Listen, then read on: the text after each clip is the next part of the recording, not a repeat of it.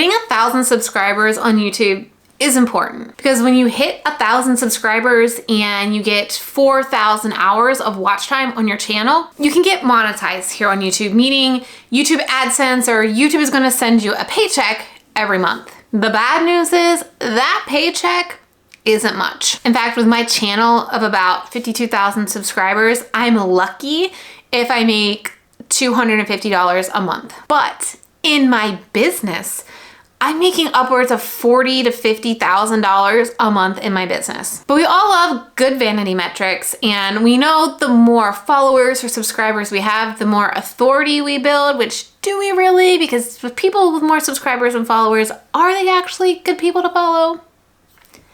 A video for another time. So let me talk to you real talk why most people will never hit 1,000 YouTube subscribers. One of the biggest reasons is inconsistency. Ever hear of the shiny object syndrome? Yes, I am guilty of it, and I think I've had 4 shiny object syndromes in the past 4 weeks. But I know how easy it can be to get excited about something new or to start a new project. Starting a new podcast or launching a new YouTube channel in the beginning, we are so excited. It's something new, it's something fresh.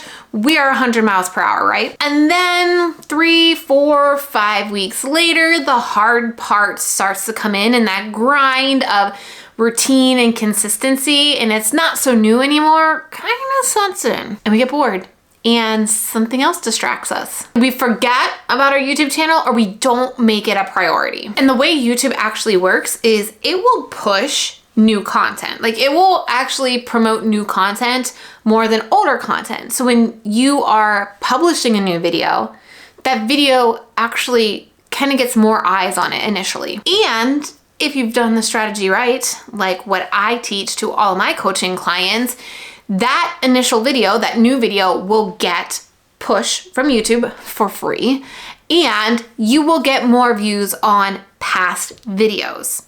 That is the strategy that I talk about. I like to use this chart, for example. It is a compounding interest chart, but I'd like to think about it as YouTube too, and I call it compounding views. So every time you publish a new video, the yellow line, it gets its initial views. But when you use the strategy that I teach my clients, you will get more views on past videos, to the point when you are publishing a new video, that new video will get less initial views, but it will stem lots more views on your past videos because people will start binge watching your videos. This becomes important because the more people watch your videos, the more YouTube will promote your videos. So even though it's promoting new content, it's the priority, right?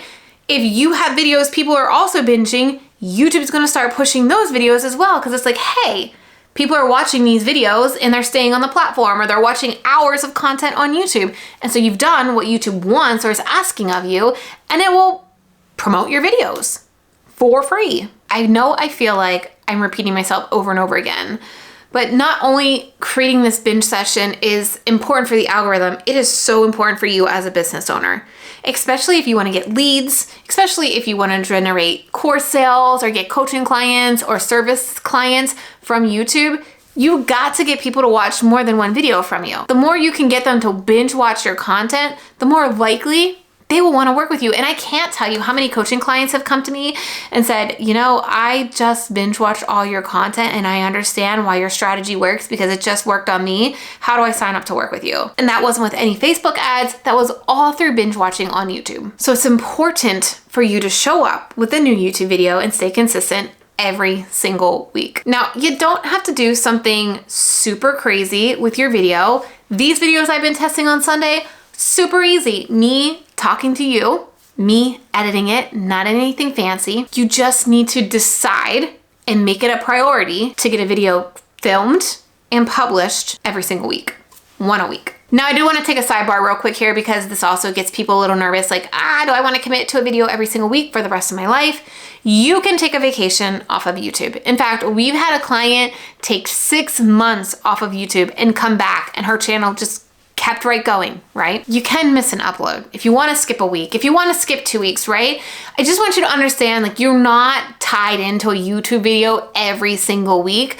You're going to start building a library of content that will continue to work for you. In fact, Vanessa Lau recently did a video where she took a year off social completely. Her Instagram completely died, but her YouTube channel basically plateaued. But by plateauing, it was still getting views and it was still getting subscribers and it's still generating traffic to her business and making her money. So even though you're taking off of YouTube, you still reap the benefits, unlike on Instagram. I believe the biggest reason why people can't get consistent on YouTube is always coming up with a new video idea, right? Because we always hear these gurus say, create a list of ideas, write down all your ideas on a notebook or in the notes app, or go to YouTube and type in the search and see what comes up. This is not how you're gonna stay consistent. Listen, if I had to come up with a new video idea every time I needed to record, there's no way I would be this consistent on YouTube the last 8 years, because you're having to start from scratch every single week for a new idea. I gotta come up with the idea, I gotta research, I gotta script it, now I gotta film it. And by the time you've got it edited, crap, it starts all over again. And you have all the other stuff you gotta do in your business anyways. So on my channel and all of my coaching clients that I work with, we use a process called the Profitable Keyword Framework. This is a research process that we go through at the very beginning of building out a YouTube strategy. What we do is we marry together who their ready to buy viewer is, not beginner tutorials and not how-to videos, but what is their advanced viewer looking for? And then what are the results we're seeing on YouTube? What are the search results for those specific topics? So we're taking basically these pillar keywords, and these pillar keywords all tie into their ready to buy viewer. From there, we're using a tool called vidIQ that gives us data on how frequently these pillar topics are searched and also related topics. Let me show you in vidIQ what I mean real quick. So one of the pillar words for my ready to buy audience is digital marketing. We are all digital marketers. They are basically who I am targeting. So we type in, if I can get it, we'll just go digital marketing. What YouTube will do here now in related keywords is tell us other words that the algorithm associates with digital marketing. So first of all, I can see digital marketing is being searched over 1.2 million times, but it's medium competition. So what I can do is find another related keyword that gives me an opportunity. This is a great example. Content marketing. It tells me that this is searched 76,000 times a month with low competition. And what do you need to do in digital marketing? You've got to create content, right? So I could click on this keyword and expand my content ideas even more. And I know digital marketing is associated with my ready to buy audience because look at a related keyword, YouTube marketing, Instagram marketing, right? So if I click on here, I could get even more related content ideas. How to scale content marketing right here, low competition, 1,000 times a month, content planning strategy. So this is what I do with my clients. We go through this process to ensure we are creating the right content, all tying into the ready to buy viewer. So we collect all of this data on a spreadsheet, which I'm not a spreadsheet person, but we deal with it. And we start to go through it in a system where we're analyzing and organizing this data. If you've watched any of my videos, you know I've talked about bingeable content, right? We are just talking about the compounding views phenomenon. But when you go through this profitable keyword framework, you could build out potentially 50 plus video ideas and build them into this bingeable series of videos. That means you could have, 5 to 6 videos within 6 to 8 different series. Now, why does this make your life easier? Because you have all your video ideas done. You know they're strategic, you know they're leading into certain videos, you know there's certain series. So when you can sit down to film your videos like I did earlier this week, I can plan my videos in one day, so script them out, and I can sit down today and film multiple, because it's not every day that I can film videos. I've got calls, I've got clients, I've got kids, and so when I can sit down to film, I'm trying to get at least 3 to 4 videos done. And if I already know what my content is going to be, and I just need to write the scripts, it allows me to stay consistent for the last 8 years here on YouTube. And you also know that you're putting time into videos that will pay off. Because when you build your YouTube strategy in this process, thinking about your ready to buy viewer, that person who is looking for the solution that you have, that person who's not looking for email marketing strategies for beginners or how to start a copywriting business, but there's more advanced topics because they have the money to invest. They also understand the importance of investing and the importance of how you can help them collapse time. Every single video that you create then, because of the profitable keyword framework, will attract the ready to buy viewer, which will lead into seeing your email list grow, seeing more course sales, and seeing more inquiries to your coaching program or your services. This is why when I had a YouTube channel of less than 30,000 subscribers, I was making over $500,000 in my business. Because I wasn't worried about reaching the masses and getting the most amount of subscribers. I was worried about creating the content that the person that would want to work with me inside my agency was looking for. This is also why you don't need to worry about a certain subscriber number, because when you create the right videos for the right people, they're gonna come work with you.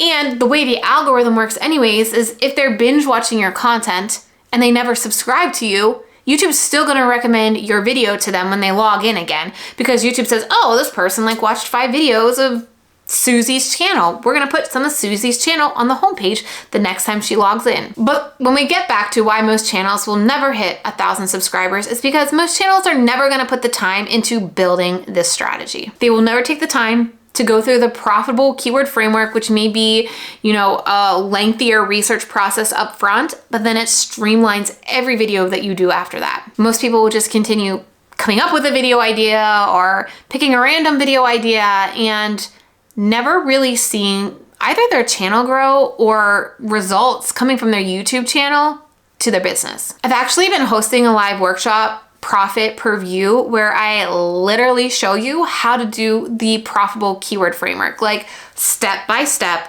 what you can do. This isn't a lame webinar where I hold information from you. I literally give you the information. In fact, this is just what some of the people have said about this workshop. And it doesn't matter whether you're starting your YouTube channel from scratch, or you've been doing YouTube for a while, or you're doing YouTube and you're like, dang, it's so freaking hard to grow out here. Or maybe you're even posting videos and you're like, I haven't got a sale yet from YouTube. Profit Per View is specifically for you. It's just $47 to grab your seat. You do get a lifetime replay. And like I said, I literally walk you through step by step how to do this profitable keyword framework and talk about the importance of how to find your ready to buy viewer. Because when you do that, this is what happens. And this is what happens. And those clients saw those results because they focused on creating content for the right person based on data developed in the profitable keyword framework process. They were able to get in front of their ready to buy viewer faster. YouTube was able to understand who their ready to buy viewer was faster. Therefore, they were able to get in front of more people faster. If you're ready to commit to YouTube with a solid strategy that's going to provide ROI, you can grab your seat at trenalittle.com/PPV for our next live workshop. And make sure you try to come live and hang around to the end, because I stay for a complete Q&A so that every single question you have about your ready to buy viewer, your profitable keyword framework strategy, and anything that you need to know about YouTube, I will hang around and answer specifically for you. I know I mentioned earlier, I talked about my YouTube agency where I was attracting 6- and 7-figure entrepreneurs, and I burnt it all down to the ground. You can watch this video right here where I talk about why I did it and what I'm doing now instead for my mental health. Go ahead and click it now to watch.